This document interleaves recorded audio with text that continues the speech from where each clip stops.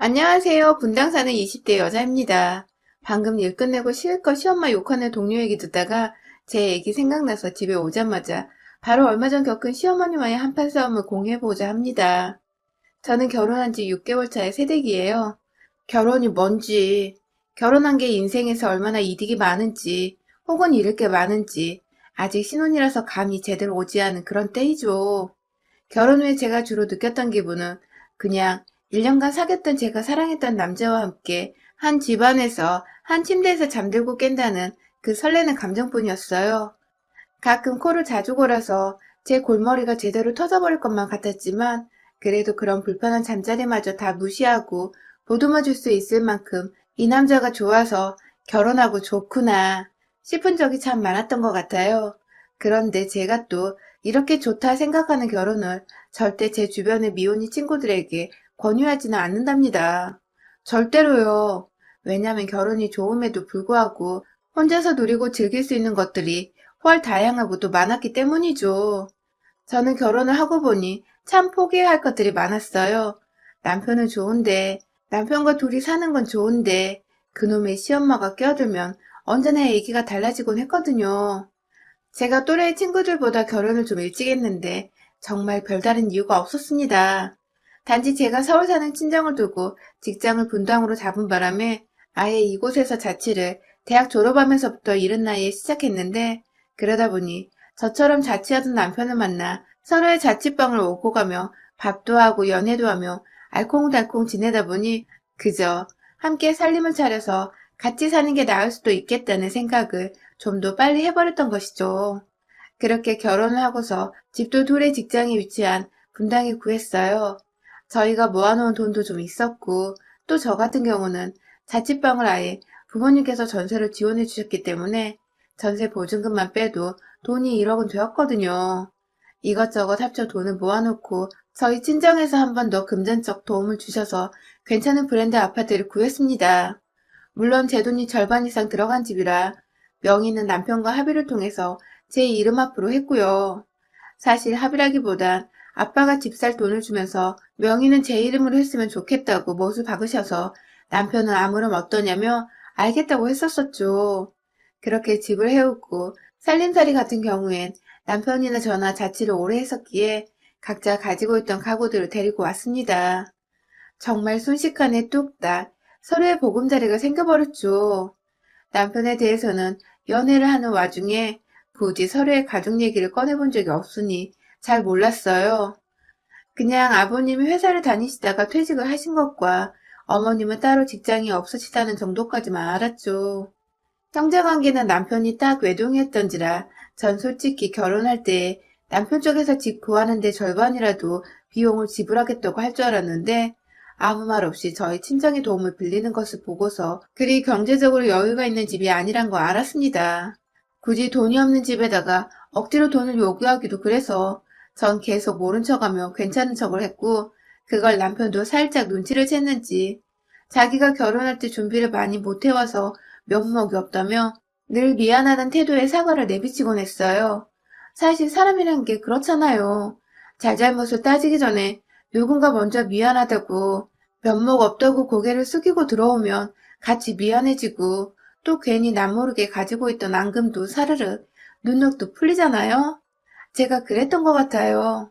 남편이 막 저희 친정아버지 돈에 감사할 줄 모르고 오히려 더 돈을 막 쓰고 돈을 빌리려 하거나 눈치 없이 굴었더라면 저도 확 정이 떨어져서 신혼이고 뭐고 한 번쯤은 싸워봤을 텐데 남편이 먼저 이렇게 저자세로 나오며 늘 저희 부모님께도 잘하고 저한테도 너무 잘해주니 오히려 남편이 안쓰럽고 또 제가 더 잘 보듬어주고 싶더라고요.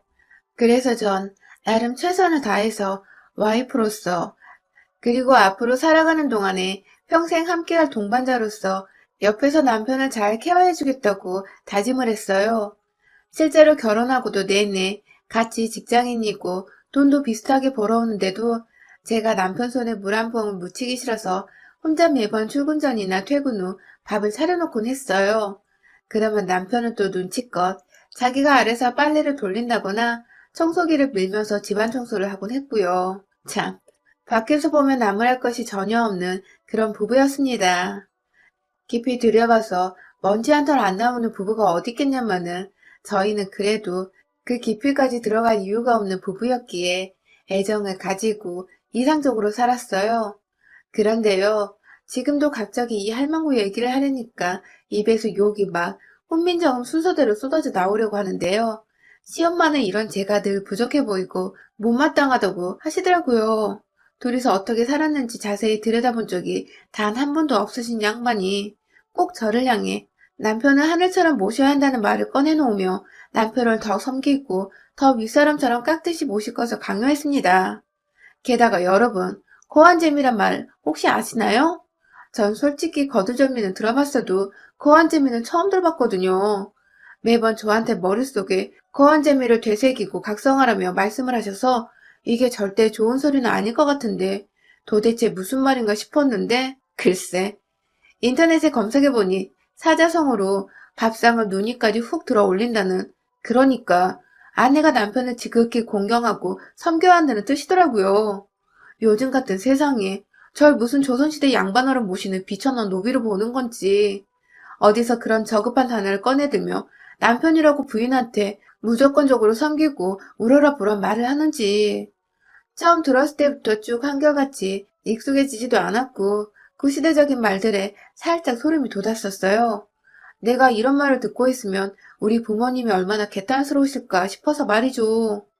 친정 부모님께 사실 너무 죄송하기도 했었습니다. 왜 제대로 시부모님의 자질을 따져보고 결혼을 하지 않을까 싶어서 결혼 후에 처음으로 이 결혼이란 것에 대해 후회를 하기도 했었어요. 참 웃기죠? 신혼부터 남편이 아니라 뜬금없게도 시어머니 때문에 새 신부가 이혼을 생각한다는 게 말입니다. 남편을 함부로 대하는 꼴을 절대로 보지 못하셨고요. 함부로 대하는 것 자체의 기준도 굉장히 어처구니가 없으셨어요. 예를 들어 저는 결혼하고부터 쭉 같이 출퇴근하며 바깥일 한다고 고생을 하는 와중에도 남편한테 밥을 차려주고 있는데 시어머니는 남편이 내 와이프가 그렇게 해줘서 너무 고마워 하는 말을 하면 어디서 그렇게 당연한 걸 가지고 길을 세워주냐며 그런 대접은 남편이 받는 게 당연한 거다. 바깥일 하는 남편 모시고 섬기는 게 아내가 해야 할 일이라며 저에게 칭찬이 아닌 훈계를 더한 잔소리를 하셨답니다. 제가 처음에 그 말이 너무 웃겨서 저도 바깥일을 하는데요.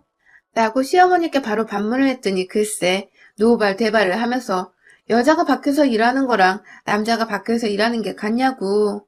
그리고 왜 시어머니한테 말대꾸를 하냐며 결국 되바라졌다고 혼만 나고 대화가 끝이 났어요.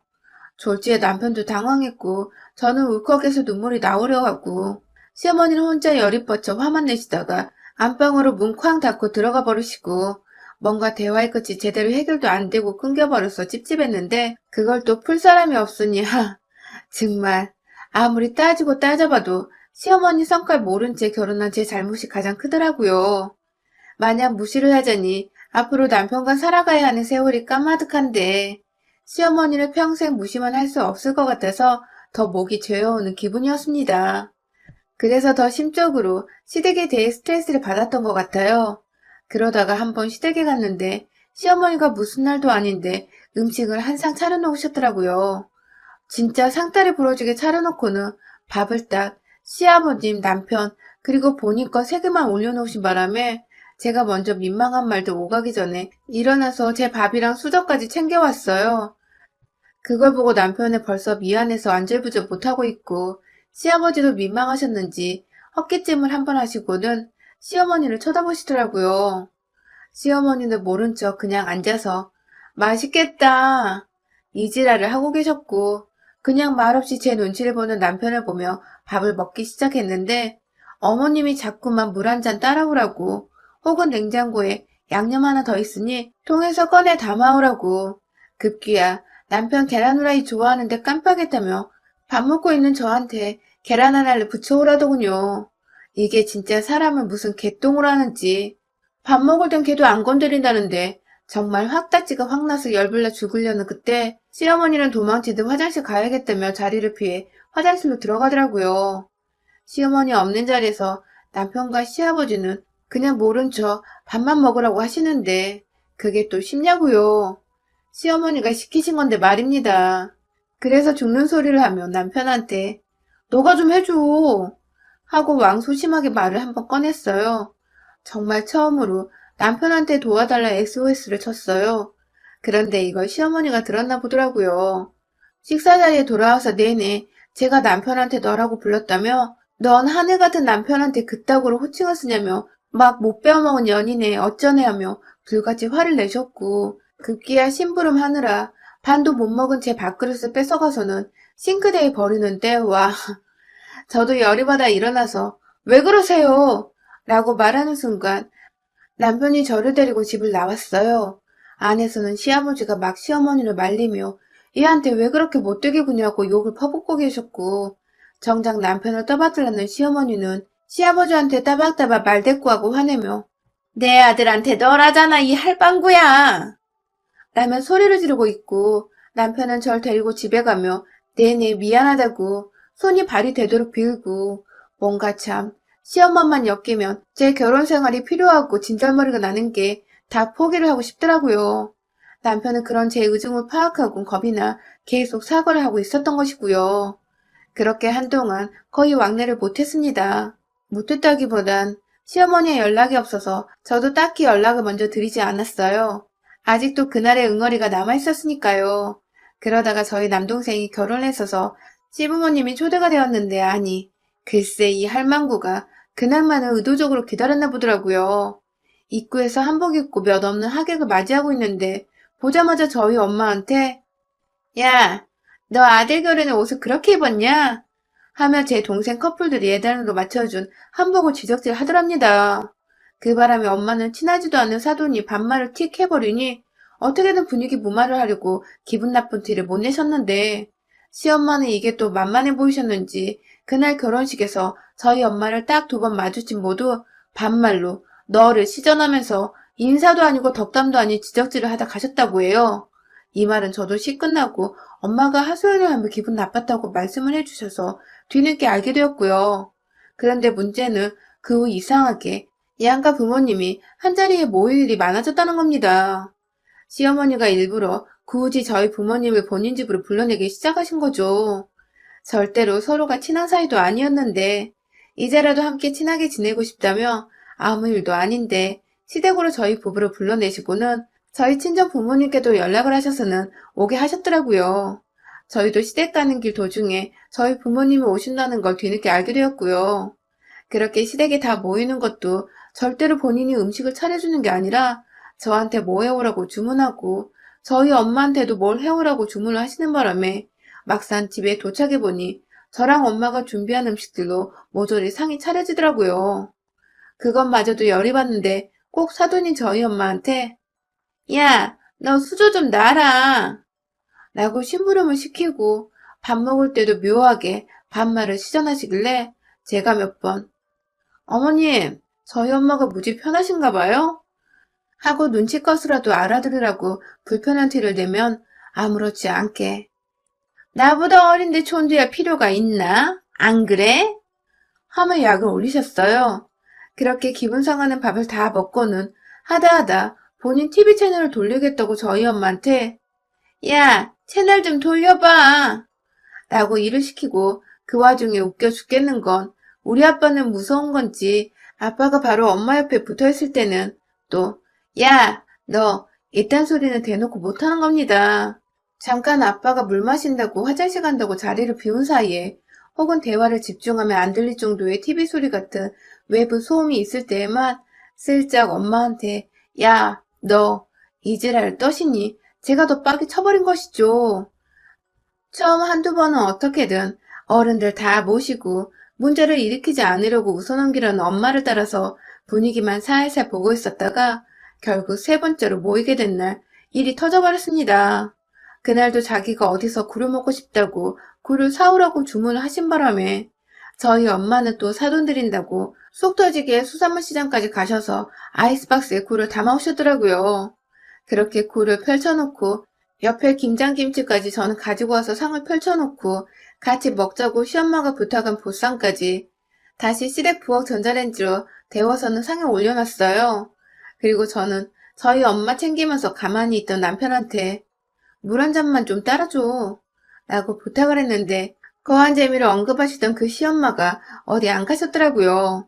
대뜸 남편한테 자신이 갖다 주겠다고 앉아있으라며 부엌에서 내보내더니 저희 엄마를 향해서 저 보란 듯이 물은 네가 따라 먹어 이년아 라는 겁니다. 순간 밖으로 나간 남편까지 놀래서 뭐라 그랬냐고 부엌에 들어올 정도로 온 가족이 정적에 휩싸인 그때 시어머니는 또 아무렇지 않은 척 친하면 2년 전은 하는 거지 하며 웃어 넘기려 하셨어요. 전 이미 듣다 못 참겠어서 수저를 옮기려고 제 손에 한가득 쥐었다가 그걸 부엌 안에 있는 탁자 위에 턱 쏟아버렸고요. 제가 명색이 저희 엄마 딸인데 그걸 어느 자식이 가만히 듣고만 있겠냐고요. 남편은 제가 화난 걸 알고 안절부절하며 자기 엄마가 나쁜 뜻이 아니었다고 나이가 드셔서 할 말 못할 말 분간을 못한다 했는데 시어머니나 아들이 그딴 소리를 하니 또 열받고 섭섭하셨는지 대뜸 그걸 저희 엄마한테 푸시더라고요. 이번엔 저희 아빠도 쳐다보고 계셨음에도 불구하고 본인 감정 주체가 안 되었는지 막말을 모두 앞에서 하셨어요. 야, 수저 네가 갖다 놔라? 라고 제가 할 일을 엄마 보고 마저 끝나라는 식으로 심부름을 시키더니 급기야. 야, 이거 우리 아들한테 갖다 줘. 하면서 물 한 컵을 건네주더라고요. 끝까지 본인이 따라주지 않고 저희 엄마를 거쳐서 물을 아들한테 건네주려 한 시험, 아니 이 늙은 불려우를 개박살을 내주기로 했습니다. 찰나의 순간에 복수의 칼날이 다 갈려버린 것이었죠. 엄마가 시장에 가서 사오셨다는 아이스박스에 들어있는 진득한 냄새를 풍기던 굴들을 아직 껍질도 안 까져서 길다란 굴껍질이 고기 한 차트를 내뿜고 있던 그 상자한 봉지를 한 손으로 저 망할년 진짜 다 죽었어 하며 씩씩거리면서 들어올렸고 또다시 저희 엄마한테 야, 넌 딸 자식을 어떻게 키웠길래 어른들 앞에서 욕지랄이야? 라고 하고 있는 시어머니의 면상을 향해 예고도 없이 봉지채로 탈탈 털어 던져버렸습니다. 그놈의 야야야, 야 이년아, 우리 엄마한테 호칭 똑바로 안 써? 하면서 굴껍질이 할망구 얼굴을 강타하는 와중에도 더 세게 쥐어받고 싶은 나머지 제 손으로 집어서 그녀를 향해 던져버렸어요. 비린내가 진동하는 곡물까지 탈탈 털어주겠다는 마음으로 입고 있는 조끼 안으로 확 봉지를 집어 넣어버렸어요. 누가 보면 며느리 행패에 겁이 질린 나머지 오줌이라도 싸는 것 마냥 바지 아래로 순식간에 비린물들이 뚝뚝 떨어지기 시작했죠. 옆에서 입만 벌린 채 충격받아 서 있는 남편을 향해 니네 엄마는 나이 처먹고도 할 말 못할 말 분간을 못하면 어떡해? 치매야? 하고서는 사과 제대로 안 하면 너 나랑 이혼이라는 통보를 한 채 저희 부모님을 모시고 그 집을 나왔습니다. 집을 나오기 전에는 저와 저희 엄마 손으로 차려낸 보쌈 노예줄상은 아빠가 통째로 뒤엎어버리며 이거 완전 개새끼들 아니야? 하고 또 한 번 화를 내주신 덕에 남겨진 음식에 대한 미련이 딱히 남지 않았어요. 그리고 그날 바로 집에 가자마자 비밀번호도 바꾸고 남편 짐도 다 싸놓고는 연락을 기다리고 있었는데 많이 기다릴 필요도 없이 남편은 시엄마를 끌고 저희 집으로 왔더라고요. 우리가 이혼을 왜 하냐면서 자기 엄마가 사과를 할 거라며 남의 집 아주만 마냥 쳐다보던 남편. 그 바람에 시엄마는 저희 집에 와서 저한테 한번 고개 숙여 진심으로 미안하다며 사과인지 사과하는 척인지를 아무튼 했어요. 그리고 그 길로 곧장 저희 친정집까지 찾아가서는 남편과 함께 고개를 숙여 사과를 했다더군요. 엄마는 또 그걸 시엄마가 사과하느라 보이던 정수리를 사진으로 찍어서는 저한테 사과 인증샷을 남겨주셨고요. 결국 시엄마가 고개를 조아렸으니 남편과 이혼은 하지 않았습니다. 하지만 오히려 그로 인해 남편은 제가 언제든 이혼하겠다고 자기 짐을 다 싸서 제 명의의 제 집에서 쫓아낼 수 있다는 것을 알게 되어 더 지극정성으로 제게 잘해주기 시작했고 시키지도 않았는데 주기적으로 저희 친정집을 찾아가 친정 부모님 밥을 차려드리고 아양을 떨며 자기 엄마가 저지른 죄를 어떻게든 친정 부모님이 잊어버릴 수 있도록 최선을 다하더라고요.